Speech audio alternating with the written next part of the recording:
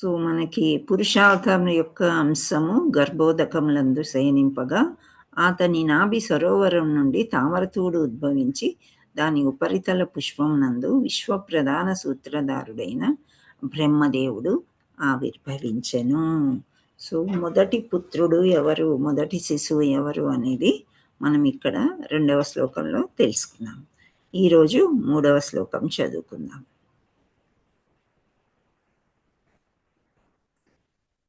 హరే కృష్ణ. యస్యావయవ సంస్థానై కల్పితో లోక విస్తరః తద్వై భగవతో రూపం విశుద్ధం సత్వమూర్జితం. యస్య అంటే ఎవని, అవయవ అంటే అవయవాలు, దేహమందు, సంస్థానై నిలిచినట్లు, కల్పిత ఊహింపడు చున్నది, ఊహింపబడుచున్నది, లోక అంటే లోకాలు, విస్తరః వివిధములు, తత్వై కాని అట్టి, భగవత భగవానుని, రూప రూపము, విశుద్ధం సత్వం శుద్ధ సత్వగుణస్థితి అందు. అంటే ఇక్కడ విశుద్ధ సత్వం అంటే గుణాతీతం అన్నమాట. శుద్ధ సత్వం అంటే మనం మామూలుగా డివోటీస్ మనం ఏమనుకుంటాము, మనమే శుద్ధ సత్వం అనుకుంటాం కదా. సో మనం ఊరికే భక్తులము, సాధకులము. ఓకే, సో సాధకులు అయ్యాక భక్తులు అవుతారు, ఆ తర్వాత శుద్ధ సత్వులు అవుతారనమాట. సో గుణాతీతం అన్నమాట, పూర్తిగా భగవంతుడిలో లీనమైనటువంటి భక్తి. ఊర్జితం అంటే నిరతిశయము. సో ఇది భగవంతుడి గురించి ఈ విధంగా 3వ దాంట్లో మనము తెలుసుకుందాం. అంటే భగవంతుడు ఏమంటున్నాడంటే, పరా అంటే భగవంతుడు లోపల వెలుపల భగవంతుడే, కానీ మనకు అన్నీ అర్థం కావు అనేది ఈ శ్లోకంలో మనము తెలుసుకుంటాం అన్నమాట. సో మనం శ్లోకం చదవడానికి ప్రయత్నం చేద్దాము. స్వాతి మాతాజీ చదవండి. హరే కృష్ణ మాతాజీ, దండోత్సవం. ధన్యవాదాలు.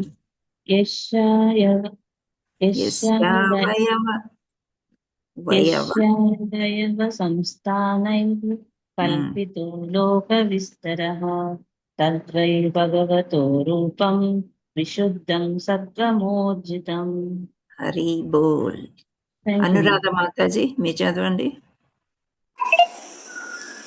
యస్య వయవ సంస్థానై కల్పితో లోక విస్తరః తద్వై భగవతో రూపం విశుద్ధం సత్వమూర్జితం. హరి బోల్. అంజనా మాతాజీ మీరు చదవండి. హరే కృష్ణ మాతాజీ. హరే కృష్ణ. యస్యావయవ సంస్థాపనై కల్పితో లోక విస్తరః తద్వై భగవతో రూపం విశుద్ధం సత్వమూర్జితం. హరి బోల్. రత్నకుమారి మాతాజీ ప్రతిపదార్థం చదవండి. హరే కృష్ణ మాతాజీ. హరే కృష్ణ. యస్య యవని అవయవ దేహమందు సాంస్థానై నిలిచినట్లు, కల్పితం ఊహించబడుచున్నది, లోకములు, విస్తరః వివిధములు, తత్వై కాని అట్టి, భగవతః భగవానుని, రూపము, విశుద్ధం సత్వం శుద్ధ తత్వగుణస్థితి యందు, ఉజ్జితం నిరసితిశయము. హరే కృష్ణ మాతాజీ. నిరతిశయం, అతిశయం. నిరతిశయం. Thank you Mataji. హరే కృష్ణ.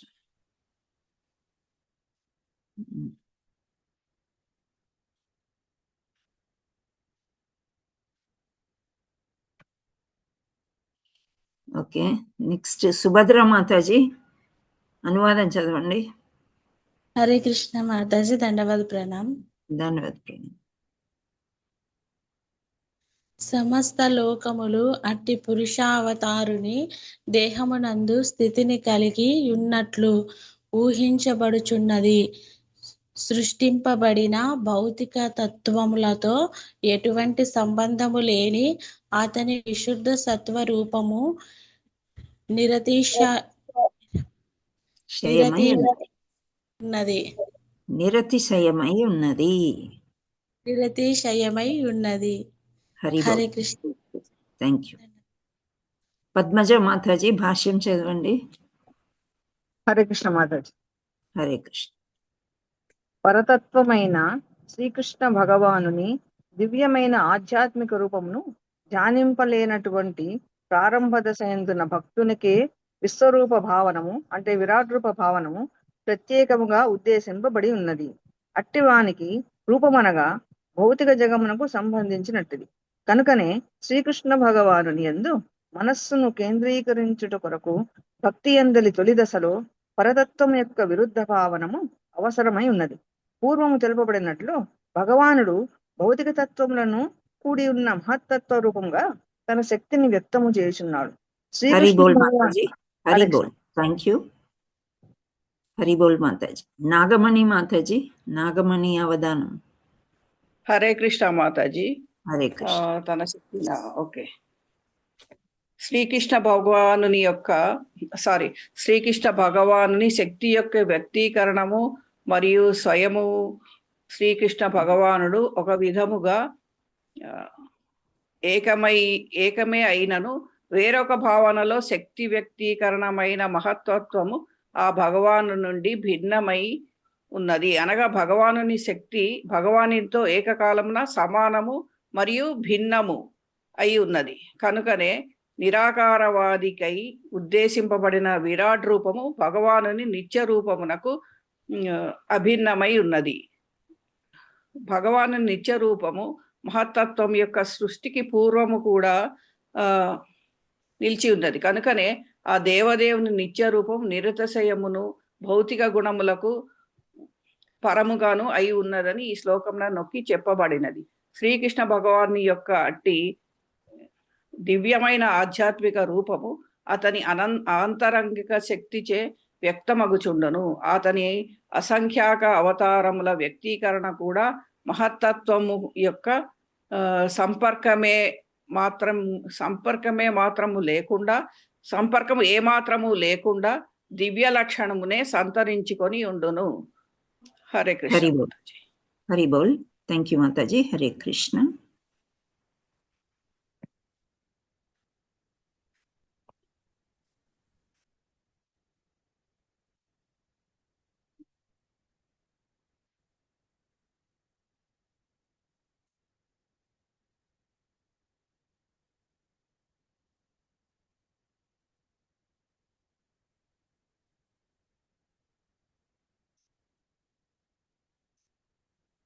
ఓం అజ్ఞానతిమిరాంధస్య జ్ఞానాంజనాశలాకయా చక్షురున్మీలితం యేన తస్మై శ్రీగురవే నమః. శ్రీచైతన్యమనోభీష్టం స్థాపితం యేన భూతలే స్వయం రూపా కదా మహ్యం దదాతి స్వపదాంతికం. వందేహం శ్రీగురో శ్రీయుతాపదకమలం. శ్రీగురున్ వైష్ణవాంచ శ్రీరూపం సాగ్రజాతం సగణ రఘునాథాన్వితం తం సజీవం సాద్వైతం సావధూతం పర్జన సహితం కృష్ణ చైతన్య దేవం శ్రీరాధాకృష్ణ పాదాన్ సగణ లలితా శ్రీ విశాఖాన్వితాంచ. నమో విష్ణుపాదాయ కృష్ణ ప్రేష్టాయ భూతలే శ్రీమతే జయపతాక స్వామి ఇతి నామినే నమాచార్య పదాయ నితాయ కృపా ప్రదాయనే గౌరకథ ధామదయ నగర గ్రామతారిణే. నమో విష్ణుపాదాయ కృష్ణ ప్రేష్టాయ భూతలే శ్రీమతే భక్తి వేదాంత స్వామిన్నితి నామినే. నమస్తే సారస్వతే దేవి గౌరవాణి ప్రచారిణి నిర్విశేష శూన్యవాది పాశ్చాత్య దేశధారిణి. హే కృష్ణ కరుణా సింధో దీనబంధో జగత్పతే గోపేశ గోపికా కాంత రాధాకాంత నమస్తుతే. తప్త కాంచన గౌరాంగి రాధే వృందావనేశ్వరి వృషభానుసుతే దేవి ప్రణమామి. హరిప్రియే వాంఛాకల్పతరుభ్యస్య కృపా సింధుభ్య ఏవ చ పతితానాం పావనేభ్యో వైష్ణవేభ్యో నమో నమః. నమో మహావదన్యాయ కృష్ణ ప్రేమ ప్రదాయతే కృష్ణాయ కృష్ణ చైతన్య నామ్నే గౌరత్విషే నమః. జై శ్రీ కృష్ణ చైతన్య ప్రభు నిత్యానంద శ్రీ అద్వైత గదాధర శ్రీవాసాది గౌర భక్త వృంద. హరే కృష్ణ కృష్ణ కృష్ణ హరే హరే హరే రామ రామ రామ హరే హరే. నారాయణం నమస్కృత్య నరం చైవ నరోత్తమం దేవీం సరస్వతీం వ్యాసం తతో జయముదీరయేత్ నష్టప్రాయేషు భద్రేషు నిత్యం భాగవత సేవయ భగవతే ఉత్తమ శ్లోకే భక్తిర్భవతి నైష్టికీ కృష్ణాయ వాసుదేవాయ దేవకీ నందనాయ చ నందగోపకుమారాయ గోవిందాయ నమో నమః. ముఖం కరోతి వాచాలం భంగం గాయతే గిరిమెత్కృపాతమహం వందే శ్రీగురుం దీనతారిణం పరమానందమాధవం శ్రీ చైతన్య ఈశ్వరం. హరే కృష్ణ. ఓం నమో భగవతే వాసుదేవాయ. ఓం నమో భగవతే వాసుదేవాయ. ఓం నమో భగవతే వాసుదేవాయ. శ్రీ శ్రీ శ్రీ రాధా మదన్ మోహన్ की जय, जगन्नाथ बलदेव सुभद्रा माई की जय, चैतन्य निताय गौर प्रेमानंदे हरि हरि बोल. हरे కృష్ణ. శ్రీ రాధే రాధే. సో మనకి మూడవ శ్లోకం ఏ విధంగా ఉందంటే, యస్యావయవ సంస్థానై కల్పితో లోక విస్తరః తద్వై భగవతో రూపం విశుద్ధం సత్వమూర్జితం. సో ఇక్కడ మనం ముఖ్యంగా నేర్చుకోవాల్సింది ఏంటి అంటే, అవయవాలు అంటే దేహమునందు అవయవాలు ఎలా అయితే నిలిచి ఉన్నాయో అలాగే అతని యొక్క కల్పితాలు అంటే భౌతిక జగము ఎలా సృష్టించబడింది. భౌతిక జగం భగవంతుడు సృష్టించినప్పటికీ భగవంతుడు అందులో లేడు అని చెప్తున్నారు అన్నమాట. ఇది సారాంశం. ఇది ఓకే. సో అది ఆయన సృష్టించిన దాంట్లో ఆయన ఎందుకు లేడు అనేదే మనము ఇక్కడ నేర్చుకోవాల్సింది. సో దీనికి ఆధారంగా, ఈ శ్లోకానికి ఆధారంగా శ్రీల ప్రభుపాదుల వారు, అతని యొక్క శిష్యులు, ఆచార్యులందరూ కూడా 9వ అధ్యాయాన్ని ఇక్కడ జత చేర్చారనమాట. 9వ అధ్యాయం యొక్క ముఖ్యమైన పేరేంటి? 9వ రాజవిద్య అంటే రాజవిద్య అంతే కదా హెడ్డింగ్. సో అంటే king of the knowledge. So మనకి ఎంతో జ్ఞానాన్ని ఇచ్చాడు భగవంతుడు. మనకి ఎన్నో యోగాలు చదువుకున్నాం మనం, రైట్? సో అక్కడ ఇది ముఖ్యమైనది అనమాట. సో అది అంతా కూడా ఈ శ్లోకంలో మనకి అర్థమవుతుంది.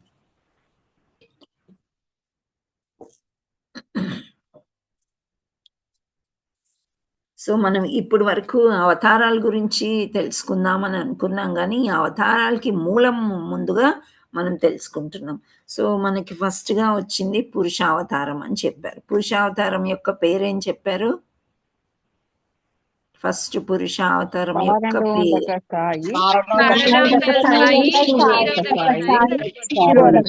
కారణోదక సాయి విష్ణువు. అంతే ఫస్ట్ పురుషావతారం.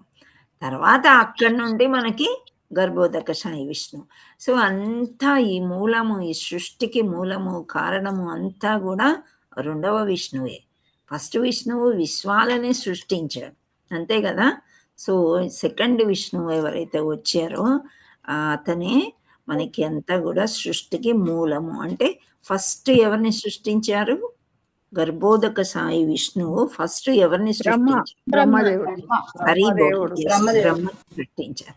సో సమస్త లోకాలు అట్టి పురుషావతారం దేహమునందు స్థితిని కలిగి ఉన్నట్లు ఊహింపబడుచున్నది. సో ఇప్పుడు నేను చెప్పాను కదా, బ్రీద్ ఇన్ బ్రీద్ అవుట్ అని ఏదో చిన్న పిల్లలకి చెప్పుకున్నట్టు మనం ఏదో డిస్కస్ చేసుకున్నాం. అంటే ఆ బాల్స్ అనేవి, ఆ సృష్టి అనేది ఎలా జరుగుతుంది అనేది.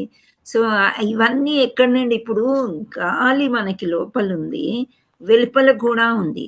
సో మన లోపల ఉన్న గాలిని బయటకు వదిలేసి వెలుపల ఉన్న ప్యూర్ ఆక్సిజన్ని మనము తీసుకుంటున్నాం, అవునా? ఇది శ్వాసక్రియ. అందరికీ తెలిసిన విషయమే కదా ఇది, కదా? సో అందరికీ తెలిసిన విషయమే. ఇలా శ్వాస అలాగే భగవంతుడు అన్నమాట. ఆ భగవంతుడు శ్వాస తీసుకున్నప్పుడు, శ్వాస వదిలినప్పుడు ఏమవుతుంది? విశ్వాలు వస్తున్నాయి అండ్ లోపలికి తీసుకున్నప్పుడు లయమైపోతున్నాయి. అంటే ఇప్పుడు మనం అంటాం కదా, కలియుగం అంతమైపోతుంది అని చెప్తాం. ఇంకా 4000 సంవత్సరాల 9 ఇంకా చాలా చాలా ఉందిలే, అప్పుడెప్పుడో అంతమవుతుంది. కానీ ద్వాపర యుగం అంతమైపోయింది, ఇంకా త్రేతాయుగం అంతమైపోయింది, ఫస్ట్ యుగం పేరేంటి? సత్యయుగం. ఇవన్నీ కూడా అంతమైపోయినాయి అని మనకి శాస్త్రాలు చెప్తున్నాయి. సో అలాగే అన్ని విశ్వాలు లయమైపోతూ ఉంటాయి లోపలికి వెళ్ళి. అంటే మనకి ఏమర్థమవుతుందంటే భగవంతుడి రూపం ఎంత పెద్దగా ఉందంటే ఇన్ని విశ్వాలు ఆయన పుట్టలోనే ఉన్నాయా? అవునా అని మనకి అర్థమవుతుంది ఇక్కడ. ఈ శ్లోకం ప్రకారము లోకాలు పురుషావతారం దేహమునందు స్థితిని కలిగి ఉన్నట్లు ఊహించుకుంటాం. మరి ఎక్కడి నుండి వస్తున్నాయి ఇవన్నీ అని అంటే ఇప్పుడు రోడ్డు మీద మనం వెళ్తూ ఉంటే స్పెషల్లీ పిల్లలు మనతో ఉన్నారంటే ఆ సర్ఫ్ బుడగలు వదులుతూ ఉంటారు, చూసారు ఆ పరికరాన్ని? రోడ్డు మీద ఉంటారు కదా, ఈ పిల్లల్ని ఎంత ఆకర్షిస్తూ ఉంటాయి. ఆ బుడగని మనం అనుకుంటాం, ఆ బుడగలో రంగు రంగులు రెయిన్బో కలర్స్ కనిపిస్తాయి, గమనించారా? అవన్నీ ఏంటి? ఆ బుడగ ఇలా అది సృష్టి జరుగుతుంది, బుడగ వస్తుంది. అలాగే మనకు విష్ణుమూర్తి పంపిస్తాడు అనమాట. అందులో రంగు రంగులు వలయాలు ఇలా కనిపిస్తాయి. నాది పెద్దగా వచ్చింది, చిన్నగా దాన్ని టచ్ చేయడానికి పిల్లలు ఇష్టపడతారు. టచ్ చేసినంతలో ఏమవుతుంది? అది దాన్ని లయం చెందడం అని అంటారు అన్నమాట. సో ఇక్కడ లయం చెంది. సో ఇవన్నీ బుడగలు ఎక్కడి నుండి వస్తున్నాయి? ఆ చిన్న డబ్బా డొక్కో ఏదో పెట్టుకుంటారు కదా పరికరం అని, అందులో సర్ఫ్ నీళ్ళు కలిపి పెడతారు అనమాట వాళ్ళు. సో అది ఊదేసరికి ఆ నీరు అంతా కూడా ఒక్కొక్క డ్రాప్లెట్ ఇంకా తక్కువ పరిమాణాన్ని తీసుకొని ఒక బుడగలాగా బయటికి వస్తూ ఉంటుంది అనమాట. అంటే ఏంటి? ఆ బాక్స్లోనే అదంతా ఉంది. ఇప్పుడు మనం భగవంతుడు ఇంత సృష్టి చేస్తున్నాడంటే ఆయనలో ఇదంతా ఉంది అని మొదట అంటే ఫస్ట్గా వచ్చిన వాళ్ళు, అంటే భగవంతుడి గురించి అసలు ఏమీ తెలియని వాళ్ళకి అర్థం అవ్వాలంటే భగవంతుడు ఇంత పెద్దగా ఉంటాడు, భగవంతుడి లోపల ఇవన్నీ ఉంటాయి, ఆయనే ఇదంతా సృష్టించాడు అని చెప్పాలంటే మనకేం కావాలి? విశ్వరూపాన్ని తీసుకోవాలి అని చెప్తున్నారు. విశ్వరూపాన్ని ఎవరికి చూపించారు? శ్రీకృష్ణ భగవానుడు అర్జునుడికి చూపించారు కదా. ఇంకా దాన్ని విరాట్ రూపం అని కూడా అంటారు. సో పరతత్వమైన శ్రీకృష్ణ భగవాన్ దివ్యమైన ఆధ్యాత్మిక రూపాన్ని ధ్యానింపలేనట్టు వంటి ప్రారంభ దశయందున్నా, అంటే ఇప్పుడిప్పుడే భక్తుడు భగవానుడు అంటే ఏంటి అని తెలుసుకునే ప్రారంభ దశలో విశ్వరూప భావనము ప్రత్యేకంగా ఉద్దేశించబడినది. అంటే ఇప్పుడు మనం చెప్తాం ఈ కొండలు కోనలు చెట్లు చెరువులు సముద్రాలు అన్ని భగవంతుడే సృష్టించాడు. ఇవన్నీ ఎట్లా సృష్టిస్తాడు? భగవంతుడు లోపల ఉన్నాయా ఇవన్నీ? ఇట్లాంటి క్వశ్చన్స్ స్టార్టింగ్లో మనకు కూడా వచ్చి ఉంటాయి.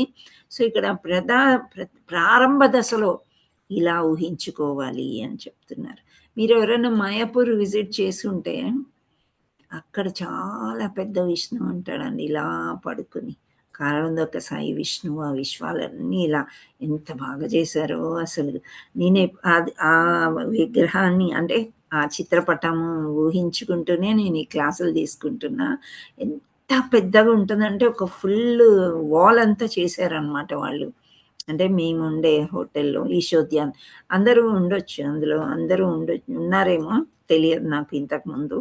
సో అక్కడ చూశాను, అంత బాగా చేశారనమాట. అంటే ఏంటి? మనమేమో ఇక్కడ ఒక ఇంట్లో ఉన్నాము, ఒక రూమ్లో ఉన్నాము, ఆ తర్వాత ఈ మన చుట్టూ కూడా కాలనీ ఉంది, ఎన్నో ఇల్లులు ఉన్నాయి, ఇవన్నీ ఇదే పెద్ద స్థలం అని మనం అనుకుంటాం, పట్టణం కదా అని. ఇంకా పల్లెటూర్లు వాళ్ళు పట్టణం పెద్దగా ఉంటుంది అనుకుంటారు. ఇంకా పల్లెటూరులో ఉండేవాళ్ళు ఊర్లో ఒక 500 ఇల్లు మాత్రమే ఉన్నాయి అంటే స్పేస్ ఎక్కువ ఉంటుంది, ఇల్లులు తక్కువ ఉండే పరిస్థితి కూడా ఉంటుంది. వాళ్ళు ఏమనుకుంటారు? మా చిన్న పల్లెటూరు అని వాళ్ళు అనుకుంటారు. కానీ ఇది పెద్దది అని వాళ్ళు ఊహించుకుంటారు. మనమేమో అమెరికా కానీ యూకే కానీ ఆ బిల్డింగ్స్ ఆకాశాన్ని అంటుకుంటున్నాయా అన్నట్లు ఉంటాయి, అంత పొడవుగా అన్ని ఫ్లోర్స్ అన్నమాట. సో అలా ఇంత పెద్ద ఐ మీన్ కంట్రీకి, ఇంత పెద్ద దేశానికి మనం వచ్చాం కదా అని మనకు అనిపిస్తూ ఉంటుంది. సో అలా ప్రథమ దశలో ఉన్న వాళ్ళకి విశ్వరూపము, మనం 11వ అధ్యాయం చదువుకున్నాం కదా, మీకు ఏమైనా కొంచెం గుర్తుందా?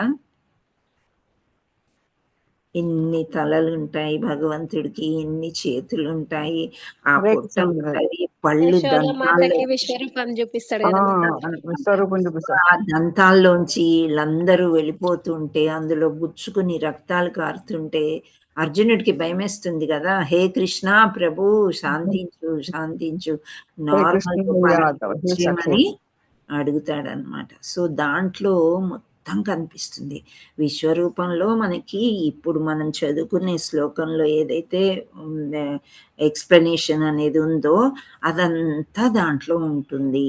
సో మొదట్లో మన భక్తి ప్రారంభ దశలో భక్తునికి విశ్వరూప భావనమే ఉద్దేశించబడి ఉన్నది అని చెప్తున్నారు. అంటే ఏంటి, ఇప్పుడు భౌతిక ప్రపంచం ఉంది కదా, ఆ రూపంగా భౌతిక జగమందు సంబంధించినట్టుది.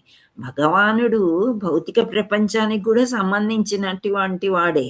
కానీ ఈ భౌతిక ప్రపంచం మాకొద్దు, ఆధ్యాత్మిక జగత్తుకి మనం వెళ్తాము అని అంటున్నాం. కానీ ఇది ఎవరు సృష్టించారు ఏంటి, భగవంతుడి గురించి బాగా తెలుసుకుని మనం భగవంతుడిపై కేంద్రీకరిస్తే అప్పుడు భక్తి అందలి తొలి దశలో పరతత్వం అనేది మనకి వస్తుంది. పరతత్వం అంటే ఆధ్యాత్మిక జగం గురించి తెలుసుకోవడం. పర అంటే అవుట్ సైడ్ దిస్ వరల్డ్ అన్నమాట. భౌతిక ప్రపంచం కాకుండా ఆధ్యాత్మిక ప్రపంచాన్ని పరతత్వము అంటే, పరతత్వము అంటే భగవంతుడు గురించి, పర అంటే భగవంతుడు, పరమాత్ముడు అంటున్నాం కదా, ఆ విధంగా. సో ఈ భౌతిక జగంకు ఆధ్యాత్మిక జగత్తు రెండు కూడా భగవానుడివే. కానీ భౌతిక జగము దుఃఖాలయం అశాశ్వతం అని భగవంతుడే చెప్పాడు, రైట్? సో ఆ ఫస్ట్ బిగినర్స్కి ఏంటంటే ఇది విశ్వరూపము, విరాట్ రూపము, ఈ రూపంలో అన్ని భగవంతుడిలోనే ఉన్నాయి ఇవన్నీ అని చెప్పటం అన్నమాట. అంటే ఇప్పుడు మనం ఎందుకు ఇన్ని ఉదాహరణలు చెప్పుకుంటున్నాము, ఆచార్యులు చెప్పారని కాదు, మనకి తొందరగా అర్థమవుతుంది. మనమైతే ఆధ్యాత్మిక జగత్తుకు వెళ్ళి అక్కడ నిజంగా ఎలా ఉంది అని ఇప్పుడు చూడలేం కదా, మనకు తెలియదు. అక్కడ ఇలా ఉంది అని చెప్పి స్క్రిప్చర్ శాస్త్రాల్లో రాసి ఉన్నారు, ఋషులు చెప్తున్నారు. కానీ మనకు అర్థం అవడం కోసం ఈ సబ్బు నీళ్ళు, బుడగలు ఇట్లాంటివన్నీ మనం అంటే ఏంటి, భౌతిక ప్రపంచాన్ని ఆధ్యాత్మిక ప్రపంచానికి మనము అతికిస్తున్నాం. అవునా? అంటే అవడం కోసం అలా చూసుకుంటున్నాం అనమాట. సో శ్రీకృష్ణ ఎందుకు ఇవన్నీ చేస్తున్నామంటే అక్కడెక్కడో కృష్ణ భగవానుడు ఉన్నాడు, ఆయన మీద భక్తి కలగాలని తొలి దశలో పరతత్వం యొక్క విరుద్ధ భావన అవసరమై ఉన్నది. సో ఇలా మనము భౌతిక ప్రపంచంలో ఉన్నట్లు అక్కడ ఉంటుంది అని మనకి ఎక్స్ప్లెయిన్ చేసినప్పుడు అది మనకి అర్థమవుతుంది, అప్పుడు తేలిగ్గా అర్థమవుతుంది అని చెప్తున్నారు. సో ఇంతకుముందు తెలిసినట్లుగా భౌతిక తత్వం కూడి ఉన్న మహత్తత్వ రూపముగా, మహత్తత్వం అంటే ప్రకృతి అని చెప్పుకున్నాం మనం. సో ఆ రూపంగా తన శక్తిని వ్యక్తం చేయుచున్నాడు. సో ఆయన యొక్క శక్తి మనకి తెలుస్తుంది. మనం ఒక చిన్న కొండని సృష్టించగలమా? హైదరాబాద్ బంజారా హిల్స్ లో లేకపోతే జూబ్లీ హిల్స్ లో ఒక 20-25 ఏళ్ల క్రిందట, 30 ఏళ్ళ అని చెప్పుకోవచ్చు, ఎక్కడ చూసినా కొండలు, కోనలు, జలము, ఇలా ఎంత సుందరంగా ఉండేదో అంత సుందరంగా ఉండేది. ఎవరు మొదలు పెట్టారో తెలియదు, కానీ ఇప్పుడు వెళ్ళి చూస్తే ఆ ప్రాంతాలే లేవు. ఆ ప్రాంతాలు ఉన్న చోట్ల అంతా కూడా పెద్ద పెద్ద బిల్డింగ్స్ వచ్చేసినాయి అన్నమాట. సో అంతా సాఫ్ట్వేర్ నిండిపోయింది. సో అలా ఎక్స్ప్లెయిన్ చేయాలంటే ఎలా ఎక్స్ప్లెయిన్ అది భగవంతుడు చేసిన సృష్టినే మనం దాన్ని దొలిచేసి వేరే సృష్టి మనం చేసుకున్నాం అన్నమాట. సో అది ఎలా అర్థమవుతుంది, ఇది భగవంతుడే చేశాడంటే? ఈ జనరేషన్ ఉంది, నేను చెప్పేది ఒక 30 ఏళ్ల క్రితం. ఈ జనరేషన్ ఉంది, గచ్చిబౌలిలో ఒక చెరువు ఉంది, దాని పక్కన కొండలు ఉన్నాయి, ఆ కొండలన్నీ ఎక్కి మేము ఆడుకునే వాళ్ళము, మా పిల్లలు ఆడుకునేవాళ్ళు, చాలా బాగుండేది దృశ్యము. కొంగలు వచ్చేవి, కోతులు వచ్చేవి, ఇలా రకరకాల జంతువులు కూడా. అంటే ఎవరైనా నమ్ముతారా? నీకు కానీ పిచ్చెక్కిందా?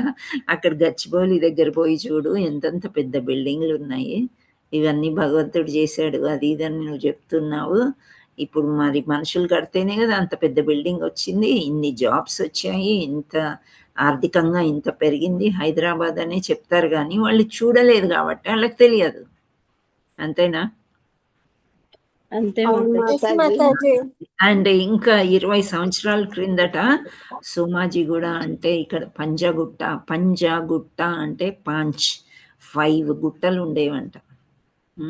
ఎందుకుంటాయి ఒక చెరువు పక్కన గుట్టలు అంటే ఫ్లడ్స్, ఒకవేళ వర్షాలు బాగా వచ్చేస్తే ఈ కొండలన్నీ కూడా అడ్డుకుంటాయంట ఫ్లడ్స్ రాకుండా.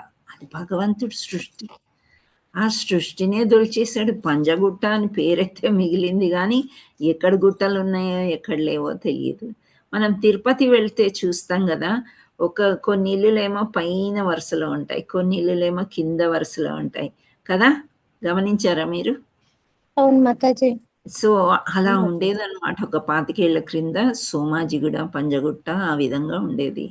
ఇల్లులు కూడా సుందరంగా ఉండేవి. ఒక్క ఇంటికి ఎంతో పెద్ద గార్డెన్, మంచి వృక్షాలు, చాలా చక్కగా ఉండేది. అసలు తిరుపతిలో ఉన్నామా అన్న ఫీలింగ్ ఉండేది మేము వచ్చిన కొత్తలో. అంత బాగుండేది అనమాట. మేము ఉండే ఫ్లోర్ ఇక్కడ మాకు 4th ఫ్లోర్ అయితే వెనకాల ఇల్లు గ్రౌండ్ ఫ్లోర్ అన్నమాట. అంటే ఆ రోడ్ ఎత్తు మీద ఉంది. సో ఇవన్నీ గమనిస్తుంటే అసలు ఎంత మంచి ఏరియాకి వచ్చాం కదా అని అనుకుంటాము. కానీ ఇప్పుడు ఏమి చూద్దామన్నా ఒక కొండ లేదు, ఒక గుట్ట లేదు, ఏమీ లేదు. అన్ని బిల్డింగ్లు కట్టేశారు. స్థలం లేక ఆ బిల్డింగ్లు అన్నీ మళ్ళా కూల్చేసి కొత్త బిల్డింగ్లు కట్టుకుంటున్నారు. ఇది జరుగుతుంది అనమాట. అంటే ఇదంతా ఇంత సుందరమైన దృశ్యాలు అన్ని భగవంతుడు చేశాడు అని ఇప్పుడు జనరేషన్కి ఎలా చెప్తాం మనం? చెప్పగలమా?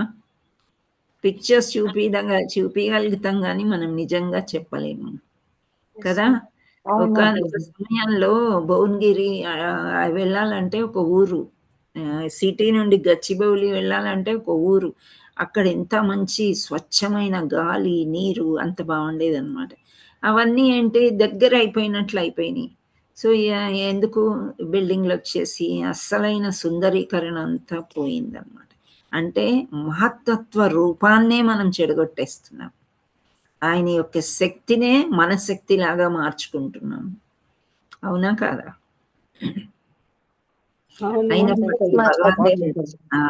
అయినప్పటికీ భగవంతుడు ఎంత కరుణామయుడు అంటే, సరే మీ మేధస్సు, మీ తెలివి మీరు వాడుకొని బ్రతికేస్తున్నారు, బ్రతికేయండి, కానీ నన్ను మర్చిపోవద్దు.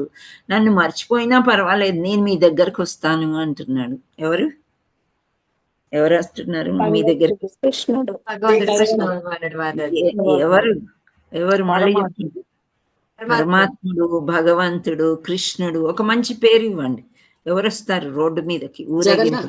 జగన్నాథుడు వచ్చేస్తున్నాడు. జగన్నాథ్ కళ్ళకి రెప్పలు కూడా ఉండవంట. ఎందుకు అంటే నేను రెప్ప కొట్టే లోపల నేను ఎవరన్నా భక్తుడిని మిస్ అయిపోతానేమో అని. అంత కరుణమయుడు అనమాట. ఏది కోరుకుంటే అది ఇచ్చే భగవంతుడు జగన్నాథుడు.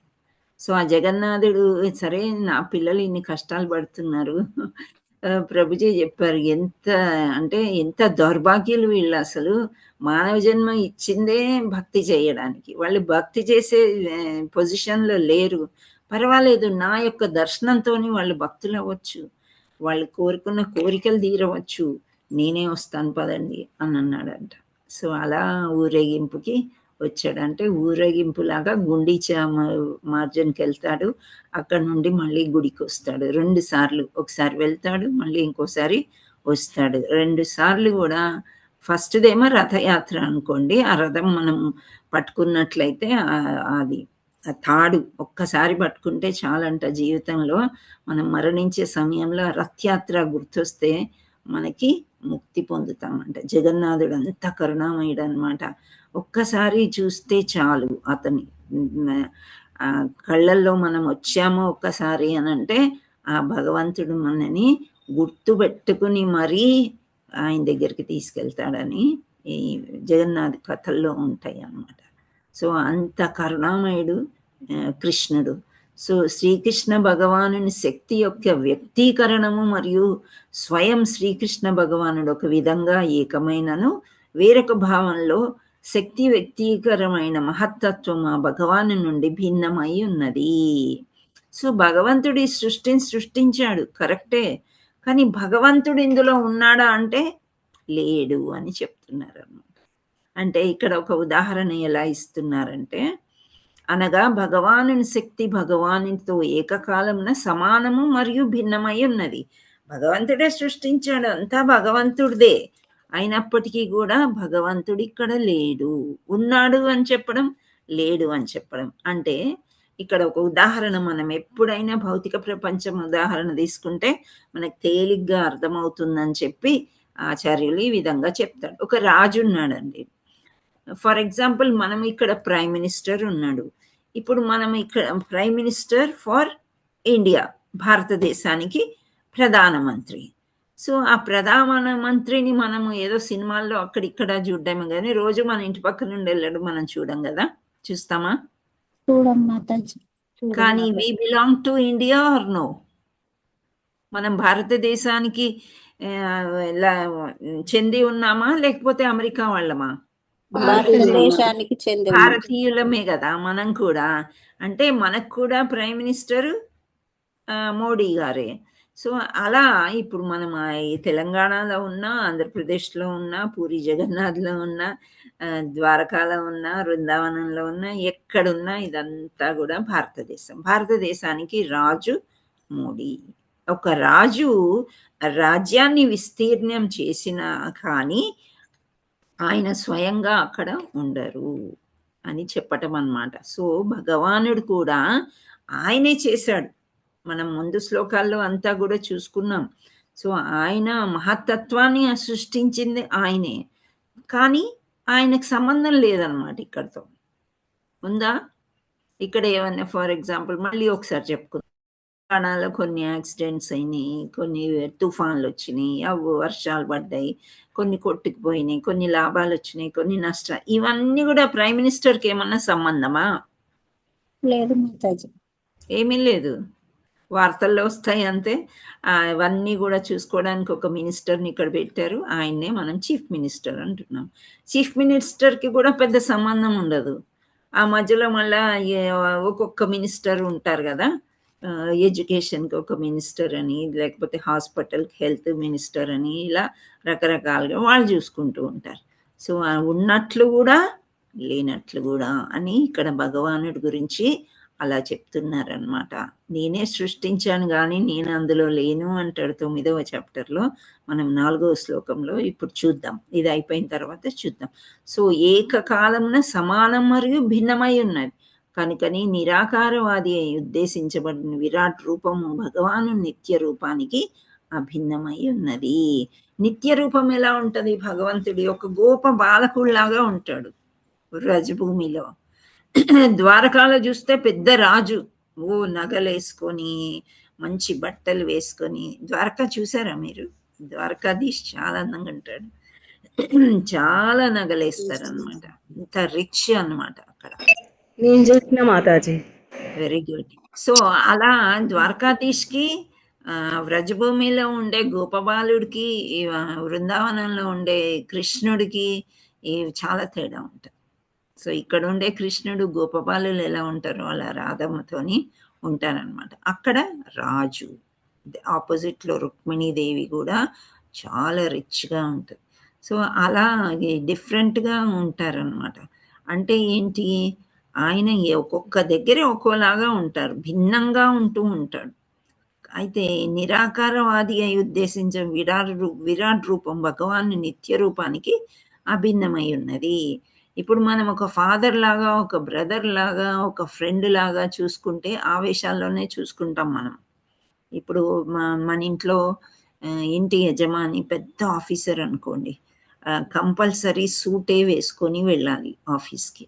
సూట్ బూట్ టై అవన్నీ ఉంటాయి కదా, అలాగే వెళ్తాడు. కానీ ఇంట్లో కూడా అట్లనే వేసుకొని నడుస్తూ ఉంటాడా చెప్పండి?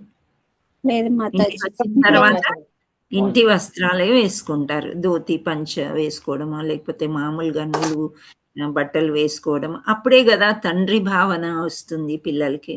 లేకపోతే ఈ ఆఫీసర్ ఎవరో ఏమో మన ఇంటికి వచ్చేసారు అని అనుకుంటాం. కదా. సో అలాగే ఇక్కడ ఈ విరాట్ రూపం భగవాన్ నిత్య రూపానికి అభిన్నమైనది అని చెప్తున్నారు. డిఫరెంట్ అన్నమాట.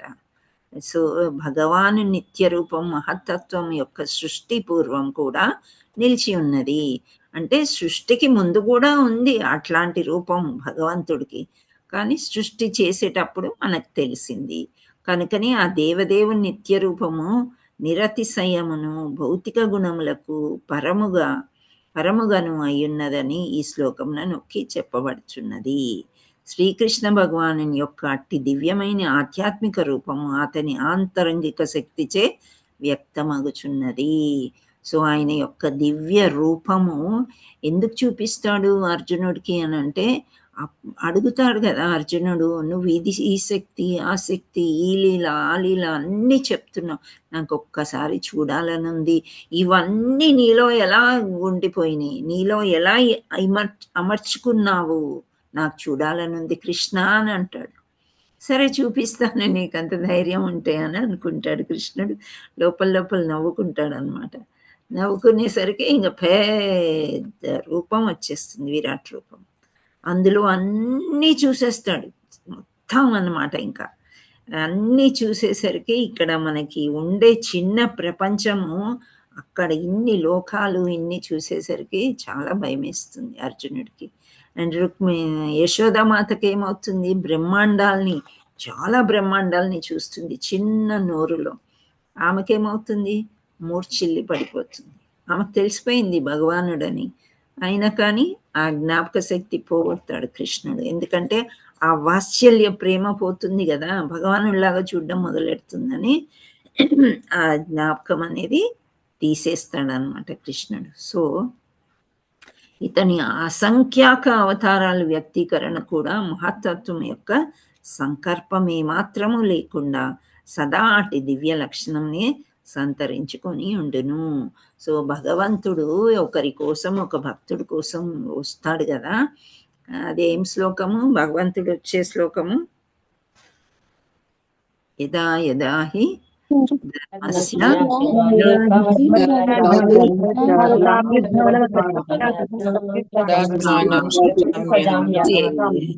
ఓకే. సో ఈ ధర్మ సంస్థాపనానికి దానికి ప్రతి యుగంలో నేను వస్తూ ఉంటాను అని చెప్తాడు. కానీ ఆయన రావడంతో ఈ మహత్తత్వంతో సంపర్కం ఏమీ లేదు, సంబంధమే లేదు అని చెప్తున్నారు. ప్రకృతికి భగవంతుడికి సంబంధం, ప్రకృతి కూడా భగవంతుడి చేత చేయబడిందే, ఆయన యొక్క శక్తియే, కానీ దానికి సంబంధం లేకుండా భక్తుల కోసం ఆయన వస్తాడు. అట్లాంటి దివ్య లక్షణాలని ఆయన తీసుకుని సంతరించుకొని ఉంటాడు అని ఇక్కడ శ్లోకం చెప్పబడింది. సో భగవద్గీత మీ దగ్గర ఉంటే గనుక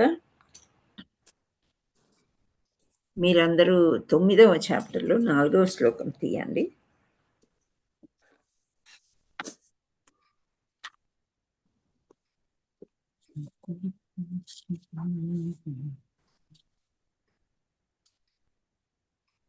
తీసారా? హరే కృష్ణ. షేర్ చేయాలా, అవసరం లేదా? పుస్తకం ఉన్న వాళ్ళు చూడండి, లేని వాళ్ళు వినండి. ఓకే. మయా తతమిదం సర్వం జగద్వ్యక్తమూర్తినా మత్స్థాని సర్వభూతాని నచాహం తేష్వస్థితః. అంటే అవ్యక్త రూపములో కూడిన నాచే ఈ సమస్త జగత్తు వ్యాప్తమై ఉన్నది. జీవులన్నీ నాలో కలవు, కానీ నేను వానిలో లేను. అర్థమవుతుందా? అంటే ప్రకృతిలో నేను లేను అని చెప్తున్నారు. సో మామూలుగా ఒక బిగినర్కి, భక్తిలోకి ముందుగా వచ్చే వాళ్ళకి ఎలా చెప్తాం మనం అంటే, విశ్వరూపం చూపిస్తేనే, విరాట్ రూపంలో అన్ని శక్తులు ఉన్నాయి, అన్నీ ఉన్నాయి అని చెప్తే వాళ్ళకి అర్థమవుతుంది అనేది ఈ శ్లోకం. సో ఇక్కడ పరమ గుహ్య జ్ఞానం అని దీనిలో శ్రీకృష్ణ భగవానుడు అర్జునుడికి చెప్తూ ఉన్నాడు అనమాట. ఏంటి? అవ్యక్త రూపంతో కూడిన నాచే సమస్త జగత్తు వ్యాప్తమై ఉన్నది. అవ్యక్త రూపము అంటే ఈ కృష్ణుడు అని మనం ఏదైతే అనుకుంటున్నామో ద్విభుజాలు అంటే మామూలుగా ఒక గోప బాలకుడిలాగా ఉండే కృష్ణుని మనం ఊహించుకుంటున్నాం కదా. సో ఆ కృష్ణుడి చేత ఈ కాకుండా అవ్యక్త రూపంలో ఉండే సమస్త జగత్తు వ్యాప్తం. జీవులన్నీ నాలో కలవు. విశ్వరూపం తలుచుకోండి, జీవులన్నీ ఆయనలో ఉన్నాయా? ఉన్నాయి కదా. కోనలు కోనలు ప్రకృతి, అన్ని జీవులు, భీష్మాచార్యులు, ఇంకా ద్రోణాచార్యులు అందరూ కూడా 100 మంది కౌరవులు, పంచ పాండవులు, కుంతిమాత అందరూ ఉన్నారు అందులో. కానీ నేను వానిలో లేను. సో భగవంతుడు అందులో లేడు, ప్రకృతిలో కానీ ఎవరిలో కూడా. పరమాత్మ రూపంలో ఉంటాడు, అది వేరే విషయం. కానీ ఈ భగవానుడు అనేది అంత సృష్టించినా కానీ దాంట్లో అట్లా ఆయన లేడు అని చెప్తున్నాడు అన్నమాట. అది 4వ శ్లోకము. ఇంకా 5వ శ్లోకంలో ఎలా ఉంటుందంటే, అయినను సృష్టించబడిన సమస్తము నాలో స్థితిని కలిగి ఉండదు. ఇప్పుడు మనం ప్రైమ్ మినిస్టర్, ఒక రాజు అన్ని చేసినప్పటికీ కూడా వాళ్ళకి కూడా తెలియదు ఏం జరుగుతుంది ఇక్కడ అనేది. కానీ వాళ్ళ ద్వారానే జరుగుతుంది, అవునా కాదా? సెంట్రల్ గవర్నమెంట్ పర్మిషన్ ఇస్తేనే స్టేట్ గవర్నమెంట్ ఏమన్నా చేయగలుగుతుంది. ఒక రాజు మంత్రికి ఏదైనా సూచిస్తే మంత్రి ద్వారా, యుద్ధానికైతే సేనాధిపతి ద్వారానే జరుగుతుంది, కానీ రాజుకి ఏది తెలియకుండా ఉండదు. అర్థమవుతుందా మీకు? ఓకే. సో స్థితిని కలిగి అచింత్యమైన నా యోగేశ్వరమును చూడుము. అచింత్యము అంటే చాలా ఏమంటారు, అన్లిమిటెడ్. నేను సర్వజీవులను పోషించువాడినైనను సర్వవ్యాపకుడైనను ఈ వ్యక్త జగత్తులోని భాగమును కాదు, కానీ నేనే ఈ సర్వ సృష్టికి మూల కారణుడు. సో సర్వ సృష్టికి మూల కారణము భగవంతుడే. కానీ భగవంతుడు సృష్టి చేశాను కదా అని ఇక్కడ వచ్చి కూర్చోరు. ఆయన లోకంలో ఆయన ఉంటాడు, ఆయన ప్లేస్ ఆయనకి వేరేగా ఉంటుందన్నమాట. అది ఇక్కడ భగవానుడు చెప్తున్నారు అని చెప్పేసి మనకి ఈ శ్లోకంలో సూత గోస్వామి చెప్తున్నాడు అన్నమాట. ఏంటి? ఓ కౌంతేయ, కల్పాంతమున సమస్త జీవరాశులు నా ప్రకృతిలో ప్రవేశించును. మరొక కల్పారంభం నా శక్తిచే నేను వాటిని తిరిగి సృష్టింతును. చూసారా, ఇక్కడ మనం ఏం చెప్పుకున్నాము? విశ్వాలు వస్తున్నాయి, విశ్వాలు లయం చెందుతున్నాయి. సేమ్ థింగ్ భాగవతంలో ఏదైతే ఎక్స్ప్లెనేషన్ ఉందో భగవానుడు ఆయన నోటితో చెప్తున్నాడు 9వ అధ్యాయంలో. అది గుహ్య జ్ఞానం అన్నమాట, పరమ గుహ్య జ్ఞానం, మామూలుది కూడా, secret of secrets. Okay. So సర్వభూతాని కౌంతేయ ప్రకృతం యాంతి మామికాం కల్పక్షయే పునస్తాని కల్పాదౌ విసృజామ్యహం. అంటే కల్పాంతమున, ఇందాక మనం అనుకున్నాం యుగాంతమున. ఓకే, 3 యుగాలు పోయినాయి, ఇప్పుడు 4వ యుగం మనకి నడుస్తూ ఉందన్నమాట. సో సమస్త జీవరాశులు నా ప్రకృతిలో ప్రవేశించును అంటే ఆయనలో ప్రవేశిస్తాయి. మరొక కల్పారంభంన నా శక్తిచే నేను వాటిని తిరిగి సృష్టించును. ఇంకా ముందుకి నారదుడు స్టోరీ విన్నప్పుడు మనకి బాగా అర్థమవుతుంది అనమాట. ఏమవుతుందంటే నారదుడు దివ్యమైన భక్తి చేస్తూ చేస్తూ చేస్తూ ఆయన ఏమవుతాడంటే బ్రహ్మ నోట్లోకి వెళ్ళిపోతాడు అనమాట. వెళ్ళిపోయి ఆ సృష్టి అనేది అక్కడికి ఎండ్ అయిపోతుంది. తర్వాత మళ్ళా బ్రహ్మ నోట్లో నుండే మళ్ళీ వస్తాడు. అంటే లయం చెందాడు పూర్వజన్మ, కొత్త జన్మలో నారదుడిలాగా వచ్చాడు, బ్రహ్మ యొక్క పుత్రుడిలాగా. అర్థమవుతుందా? హరే కృష్ణ. ఇక్కడ ఇదే చెప్తున్నాడు అనమాట భగవంతుడు. మనం ఈ శ్లోకంలో నేర్చుకున్నది అదే.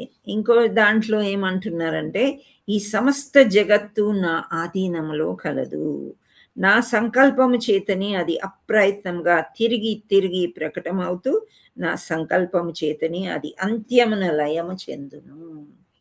ఇప్పుడు ప్రకటితం అవడము భగవంతుడిదే పని, మళ్ళీ లయం చేయడం కూడా భగవంతుడి పని. సో అది ప్రకటితం అవుతుంది, తర్వాత సృష్టి చేయబడుతుంది, తర్వాత లయం కూడా నా చేతి చేయబడుతుంది. ఓ ధనంజయ, ఈ కర్మలన్నీ నన్ను బంధించలేవు. సో ఈ త్రిగుణాలు ఎన్నో ఉంటాయి, కర్మలు ఎన్నో ఉంటాయి, అంటే పనులు. వీటి వల్ల ఆయన సజ్జనులకి హెల్ప్ చేయడానికి వచ్చినా సరే ఎవరి చేత కృష్ణుడు బంధింపబడడు. నేను తటస్థుని వలె ఆసీనుడై ఈ భౌతిక కర్మలన్నింటి నుండి సదా అనాసక్తుడనై ఉండును. తటస్థ శక్తి అంటే ఆంతరంగిక శక్తి, బహిర్గతము తటస్థ. తటస్థ అనేది మధ్యలో ఉండేదన్నమాట. సో మనం గోడ మీద పిల్లిలాగా ఉండి భక్తి బాగుంటే భక్తి సైడు, భక్తి వద్దనుకుంటే అటువైపు దూకేస్తాం అన్నమాట. సో భగవంతుడు ఇది అంటదు అది అంటదు, నాకు ఏమీ అవదు అని చెప్తున్నాడు. కర్మలన్నీ నన్ను బంధించలేవు, నేను తటస్థుని వలె ఆసీనుడై ఈ భౌతిక కర్మలన్నిటి నుండి సదా అనాసక్తుడై ఉండును. అంటే ఈ విషయం మనం ఇంతకు ముందు కూడా చెప్పుకున్నాం. త్రివిధ తాపాలుకి ఆయన దూరం ఉంటాడు. అండ్ ఏమంటారు,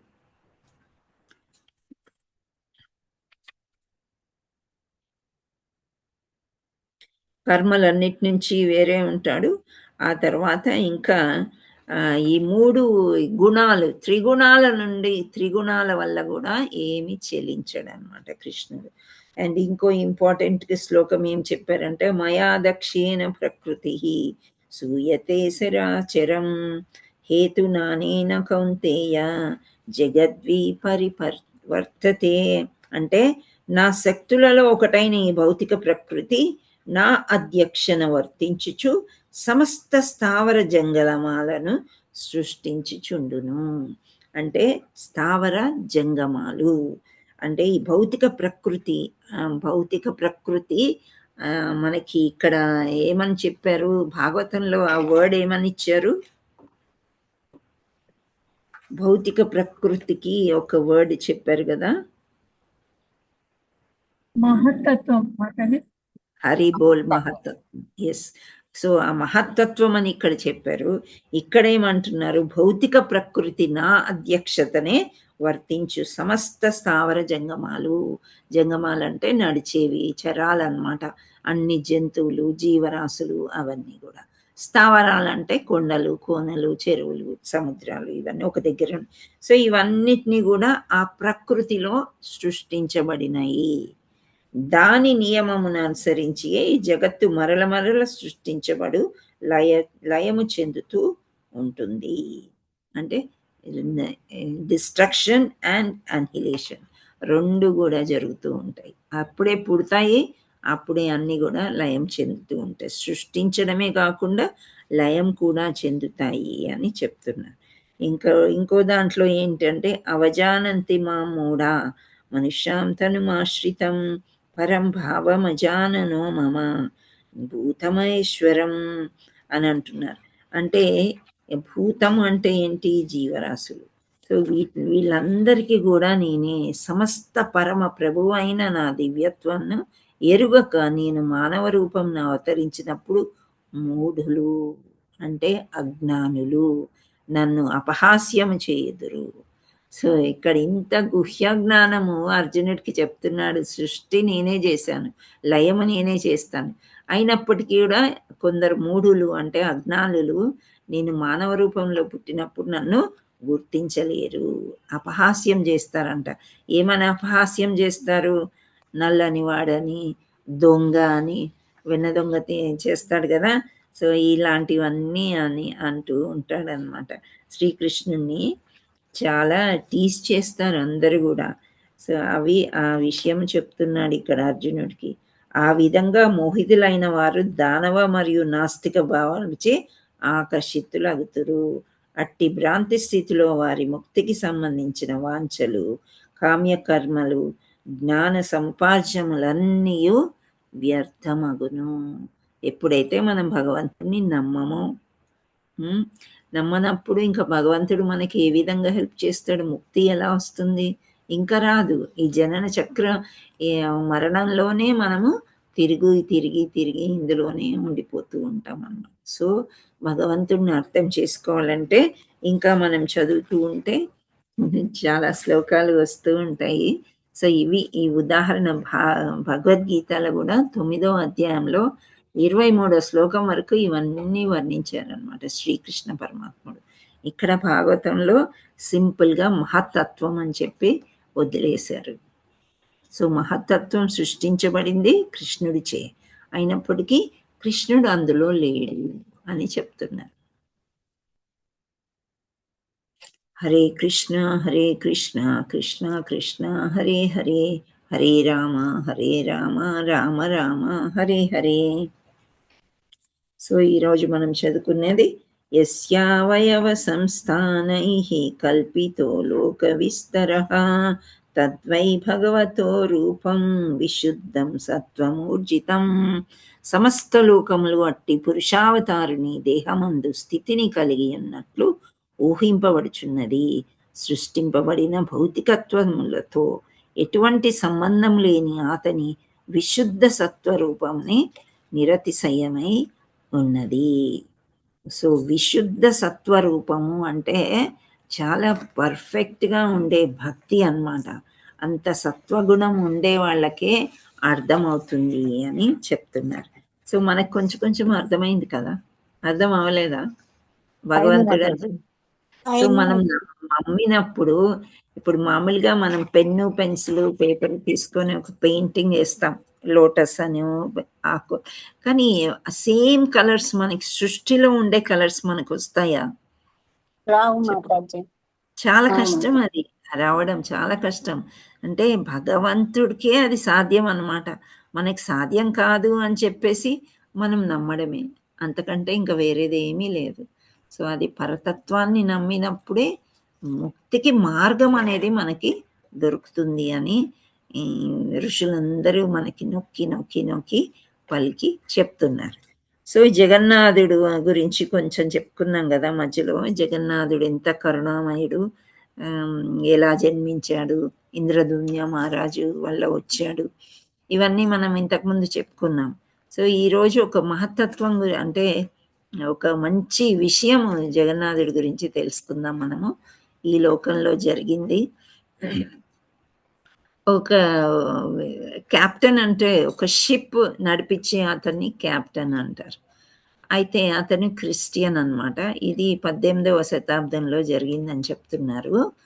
అయితే ఆ షిప్ నడిపించే క్యాప్టెన్ ఒక పెద్ద గంట షిప్లో పెట్టుకొని, ఇంకా వేరే కస్టమర్స్ కూడా ఉన్నారు, అందరూ కలిసి షిప్ ఎక్కడ సముద్రంలో పయనిస్తూ ఉన్నారు. మధ్యలో ఒక తుఫాన్ వచ్చిందంట. సో తుఫాన్ వచ్చినప్పుడు హెచ్చరిక, ఆ క్యాప్టెన్ ఇంకా ఆయనకు కూడా ఇంకా పరిస్థితి ఏమీ తెలియదు, ఇంకాసేపట్లో షిప్ మునిగిపోతుంది, అందరూ కూడా చనిపోతారు. అయితే అక్కడ కొన్ని జాగ్రత్త చర్యలు తీసుకోవాల్సి ఉంటుంది కదా. సో అన్ని వాళ్ళు కోట్స్ వేసుకోవడము, స్విమ్మింగ్కి వెళ్ళిపోవడము, అలా సామాన్ వదిలేసి అందులో దూకేయడము, స్విమ్ చేయడము, ఏదో ఒకటి. సో అందరికీ అనౌన్స్మెంట్ చేసేసాడంట, ఈ డేంజరస్ సిచ్యువేషన్ వచ్చేసింది, ఇంకాసేపట్లో షిప్ మునిగిపోతుంది, మీరందరు రెడీగా ఉండండి, మీ పారాషూట్లు అవన్నీ తీసుకొని మీరు వెళ్ళిపోండి అని చెప్పి. ఒక అతను మాత్రం జగన్నాథుడి ఫోటో పెట్టుకొని అట్లాగే పూజ చేస్తూ, జగన్నాథ నీవేది చేస్తే అదే, నాకు లైఫ్ ఇచ్చావా ప్రసాదము, ఇవ్వకపోతే నీ దగ్గరికి తీసుకెళ్తావని స్థిరంగా అట్లే కూర్చొని ప్రార్థన చేసుకుంటున్నాడట. సో ఎవరైతే అనౌన్స్మెంట్ చేశారో వచ్చి చెక్ చేస్తారు కదా వీళ్ళందరూ సరిగ్గా అన్నీ, అంటే డ్రెస్సింగ్ ఉంటుంది కదా ఆ నీళ్ళల్లో దిగడానికి, ఇవన్నీ వేసుకున్నారా, జాగ్రత్తగా వీళ్ళు వెళ్ళిపోవడానికి రెడీగా ఉన్నారా అని చూడ్డానికి వచ్చినప్పుడు ఆ క్యాప్టెన్ ఇతన్ని చూసి ఆశ్చర్యపోతాడంట.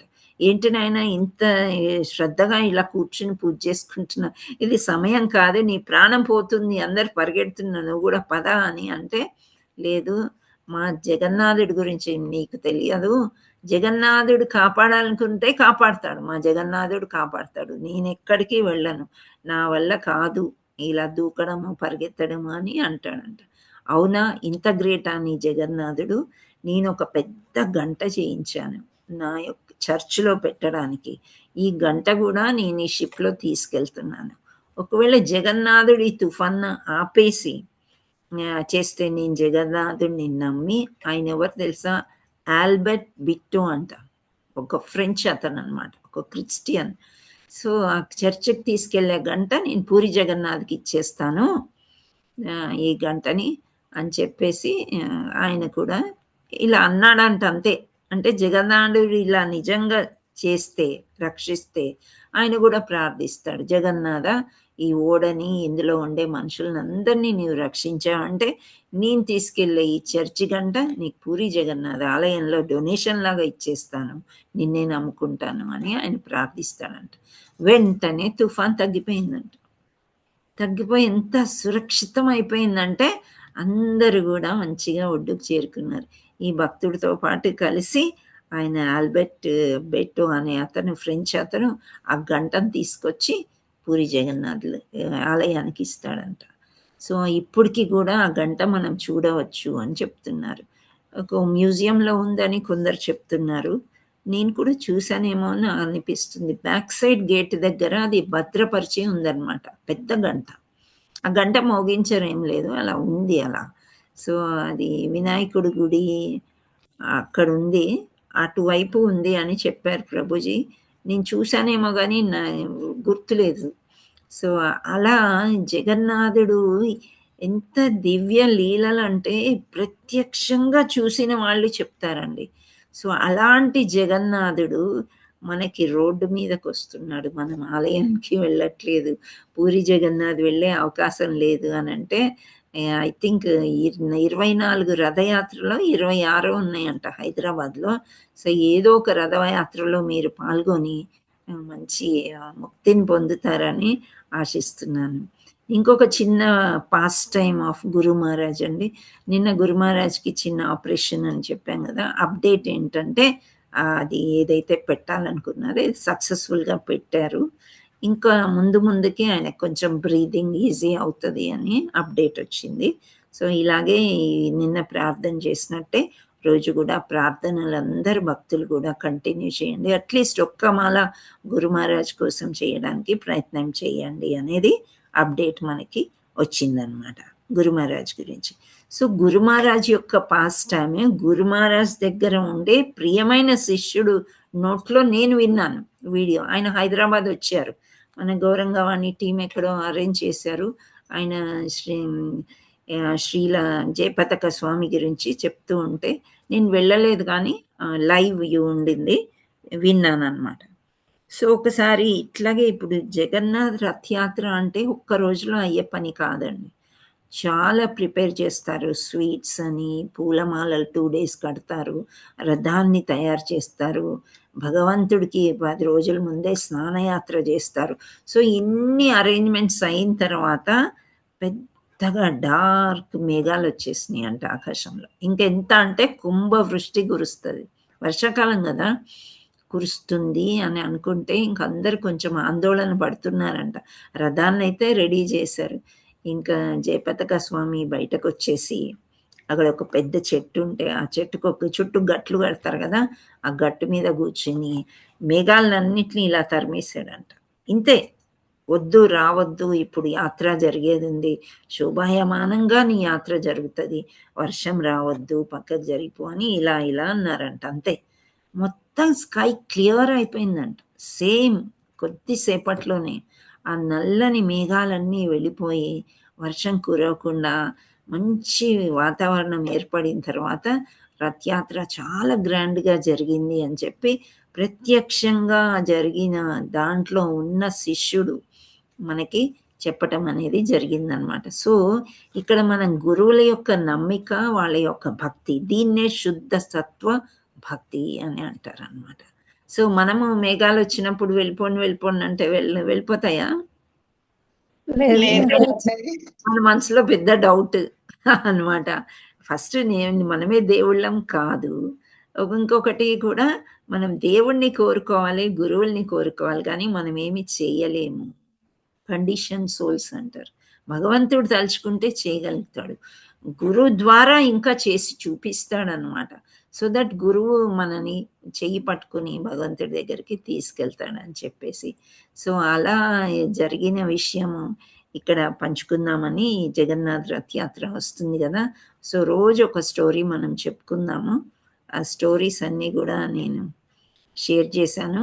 సో రేపు మనీషా మాతాజీ భగవద్గీత చెప్పిన తర్వాత నెక్స్ట్ ఎవరు స్టోరీ చెప్తారనేది మనం తర్వాత మీకు దాంట్లో వస్తుంది, చూడండి.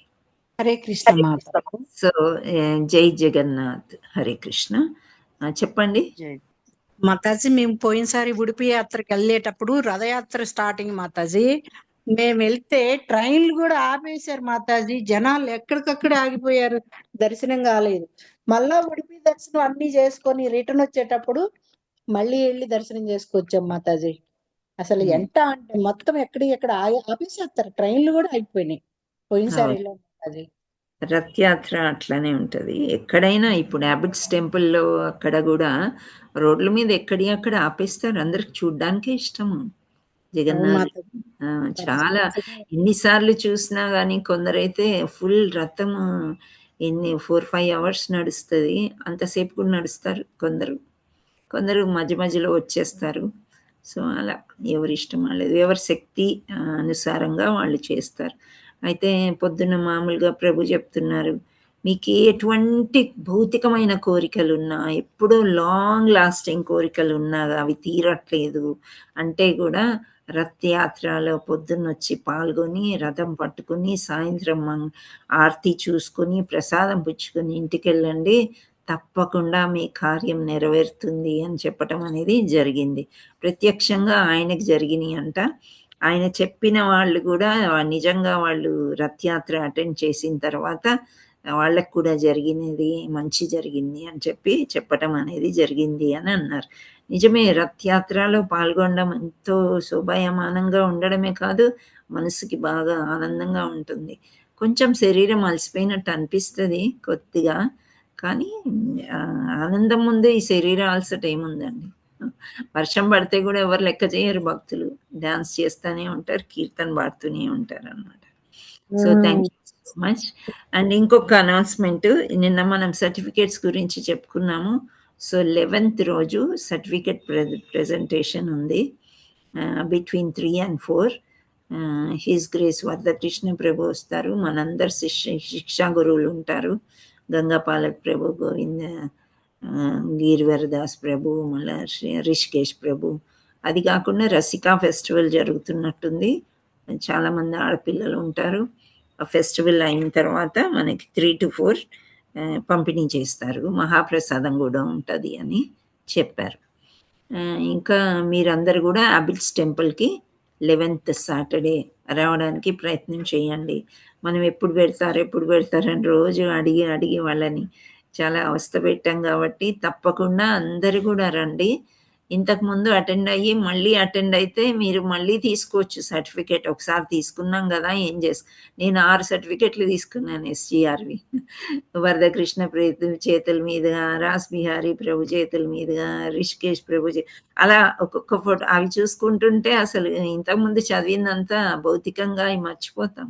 ఎంతో ఆనందం వేస్తుంది. ఏం చేసుకుంటాం సర్టిఫికేట్స్ అని కాదు, మనం అటెండ్ అయ్యాం అంతే, అదే అన్నమాట.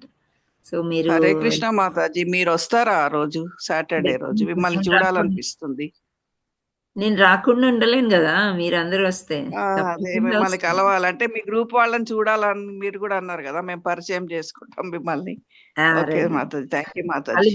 అందరం కూడా 3 to 4 మీరు అరౌండ్ 2:30కి రావడానికి ప్రయత్నం చేయండి. సో మనం అందరం కలుసుకోవచ్చు, గురువు గారు కూడా ఉంటారు. ఓకే, సరే. సో ఈ అనౌన్స్మెంట్ ఆల్రెడీ మీకు మా గ్రూప్స్లో పెట్టేశారు మనీషా మాతాజీ, మళ్ళీ కూడా ఈరోజు చెప్తున్నాను, మళ్ళీ పెడదాం. శ్రావణి మాతాజీ మళ్ళీ రిమైండ్ చేయండి పెట్టడానికి. Okay, thank you all so much. So మీరు వచ్చింది మాతాజీ. అవును వచ్చింది, మళ్ళీ కూడా పెడదామని ఎవరైనా చూడని వాళ్ళు ఉంటే చూస్తారు. అదే వచ్చింది. ఓకే, సో మీకు ఏమైనా ప్రశ్న ఉందా పద్మజ మాతాజీ? హరే కృష్ణ మాతాజీ. హరే కృష్ణ. ఇప్పుడు రెండో శ్లోకంలో తొలి పురుషావతారం కరుణోదక సాయి, తర్వాత పరమాత్ముడు అన్నిట్లో అంటే కొండలు, గుట్టలు, కోనల్లో కూడా ఉంటారు, ఎందుకంటే అవి అన్ని తానే సృష్టించాడు కాబట్టి అన్నారు. మళ్ళీ 3rd శ్లోకంలో వచ్చేసరికి ప్రకృతిలో ఆయన ఉండరు, పరమాత్ముడు ఉంటాడు. పరమాత్ముడు ఉంటాడు కానీ సృష్టించిన భగవానుడు ఉండరు, కారణోదక భగవానుడు ఉంటాడు. ఓకే మాతాజీ. హరే కృష్ణ. హరే కృష్ణ. స్వాతి గోవిందు. హరే కృష్ణ. యాక్చువల్గా సర్టిఫికేట్ అంటే ఫిజికల్ గా అంటే నేను నాన్ లోకల్ మాతాజీ. ఎక్కడ ఉంటారు మీరు? వైజాగ్ మాతాజీ, విశాఖపట్నం. ఓకే, మీకు డిజిటల్ వస్తుందమ్మా. ఓకే. మీ వాళ్ళు ఎవరైనా ఉంటే హైదరాబాద్ లో రమ్మనండి. On behalf of you they will take. లేదు ఇబ్బంది అంటే డిజిటల్ సర్టిఫికేట్ మీకు వస్తుంది ప్రింట్అవుట్. ఓకే, ఒక ఫామ్ పంపిస్తారు. ఎవరైతే రాలేని వాళ్ళకి ఫామ్ ఫిల్ చేసి మీరు పంపించండి. సబ్మిట్ చేసిన తర్వాత మీకు సర్టిఫికేట్ వస్తుంది. ఎవరెవరు రాలేదో వాళ్ళందరికీ సర్టిఫికేట్లు వస్తాయి. మీరు తీసుకుని ప్రింట్అవుట్ తీసుకోవచ్చు. హరే కృష్ణ. సో మీకు ఇంకా ఏమైనా డౌట్స్ ఉన్నాయా? సో అందరూ కూడా జగన్నాథ్ రథ్ యాత్రకి పాల్గొనడానికి ప్రయత్నం చేయండి. 16వ తారీఖు అబిడ్స్ ఇస్కాన్ టెంపుల్, 19వ తారీఖు ఆదివారం నాడు నందనవనం ఉప్పుగూడ. సో మీరు మార్నింగ్ నుంచి మీకు కష్టం అనుకుంటే ఈవినింగ్ టైం 4 o'clock అలా 3:30కి వచ్చినా కాసేపు రథం పట్టుకుని ఆగి ఆరతి చూసుకుని మహాప్రసాదం స్వీకరించి వెళ్ళవచ్చు. హరే కృష్ణ మాతాజీ. అమ్మా ఇంతకి అదే తిరుపతి వెళ్తున్న సేవకి ఉండట్లేదు. రథయాత్ర అక్కడ కూడా ఉంటదా మాతాజీ? ఇంకా వేరే టెంపుల్ ఉంటాయి కదా, ఇస్కాన్ టెంపుల్. ఇస్కాన్ టెంపుల్స్ అందరూ చేస్తారు కానీ డేట్స్ సేమ్ డేట్ ఉండకపోవచ్చు, డిఫరెంట్ డేట్స్ లో ఉంటాయి. మీరు ఎప్పుడు వెళ్తున్నారు? 10th వెళ్తున్నాం మాతాజీ. 10th వెళ్ళి 22 అట్లా వస్తాం. అబ్బో చాలా రోజులు, అయితే మిస్ అయిపోతారు. అదే మాతాజీ, 2 మిస్ అవుతారు. It's okay. అది అక్కడ దగ్గరలో టెంపుల్ గిన ఉంటే ఇస్కాన్ ఉంది కదమ్మా తిరుపతిలో. తిరుపతిలో కింది అదే ఉంది, కిందికి వాళ్ళని కనుక్కోండి రథయాత్ర ఉందా అని. కనుక్కొని ఆ టైంకి ప్రయత్నం చేయండి, వెళ్ళగలిగితే వెళ్ళండి. ఓకే మాతాజీ. హరి బోల్. నరసింహరావు ప్రభుజీ. హరే కృష్ణ. హరే కృష్ణ మాతాజీ, దండవత్ ప్రణామ్. దండవత్ ప్రణామ్. మీరు నిన్న పెట్టిన మెసేజ్ చాలా సంతోషమైంది మాతాజీ. ఎందుకంటే 16 అది మన శనివారం నాడు సర్టిఫికెట్ ఇస్తున్నారంటే చాలా అంటే చాలా సంతోషం జరిగింది. ఇంకోటి మేడం, మీ దయ వల్ల మేము పొందుతున్నాం సర్టిఫికెట్. ఇంకోటి ఇప్పుడు అటెండెన్స్ ఎవరెవరికి అందరికీ మేడం ఏమన్నా ఇది ఉందా దానికి? మీరు రండి ప్రభుజీ. అక్కడ యాక్చువల్లీ ముందు ఎలా ఉండేదంటే కొంచెం స్ట్రిక్ట్గానే ఉండేది. 75% అటెండెన్స్ అని, లేకపోతే 18 అధ్యాయాల్లో కనీసం 10 అటెండ్ చేసిన వాళ్ళకి అలా. సరే ఇంకా మినహాయింపు ఎలా ఇచ్చారంటే, సరే మీరు అటెండ్ అవ్వలేకపోయినా యూట్యూబ్ విన్నా పర్వాలేదు అని అన్నారు. ఇప్పుడైతే మీరు వస్తేనే చాలు, అందరికి ఇస్తారు. ఒక క్లాస్ నేను 90% ఉన్నాను మేడం. అదే నో ప్రాబ్లం ప్రభుజీ. ధన్యవాదాలు మాతాజీ. హరి బోల్. Thank you.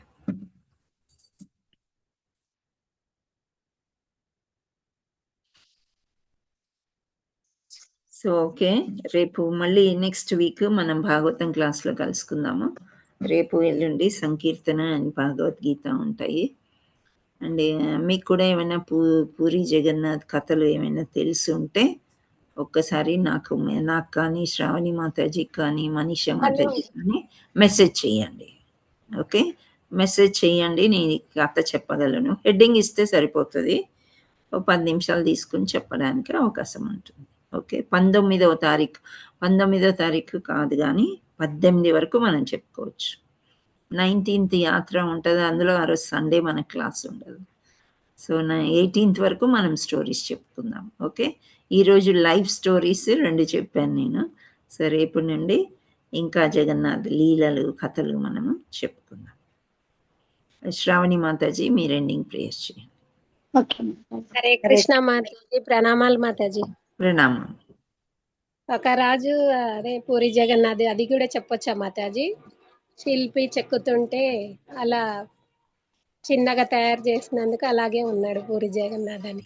అది స్టార్టింగ్ స్టోరీ అమ్మా. స్టార్టింగ్ది నేను చెప్పేశాను కదా, ఇంకేదైనా లీలలు చెప్పడానికి ప్రయత్నం చేయండి. ఓకే మాతా. హరే కృష్ణ. ప్రణామ్ మాతాజీ. ప్రణామ్. हरे कृष्ण माता जी। ऐसी भक्ति वेदांत स्वामी श्रील प्रपाद की जय। वांछा कल्प तरुभ्यस्य कृपा सिंधुभ्य एव च पतितानां पावनेभ्यो वैष्णवेभ्यो नमो नमः। श्रील प्रपाद की जय। श्रील भक्ति सिद्धांत सरस्वती गोस्वामी महाराज की जय। नामाचार्य श्रील हरिदास ठाकुर की जय। अनंत कोटि वैष्णव भक्त वृंद की जय। प्रेम से कहो श्री कृष्ण चैतन्य प्रभु नित्यानंद श्री अद्वैता गदाधरा श्रीवासादि गौर भक्त वृंद की जय। श्री राधा मदन मोहन की जय। श्री जगन्नाथ बलदेव सुभद्रा माई की जय। श्री गौर निताय की जय। Hare Shri all glories to assembled devotees. Hare Krishna all glories to assembled devotees. Hare Krishna all glories to assembled devotees. Hare Krishna Hare Krishna Krishna Krishna Hare Hare Hare Rama Ram Rama Hare Hare. Hare Krishna Mata ji. Thank you माता जी। धन्यवाद प्रणाम।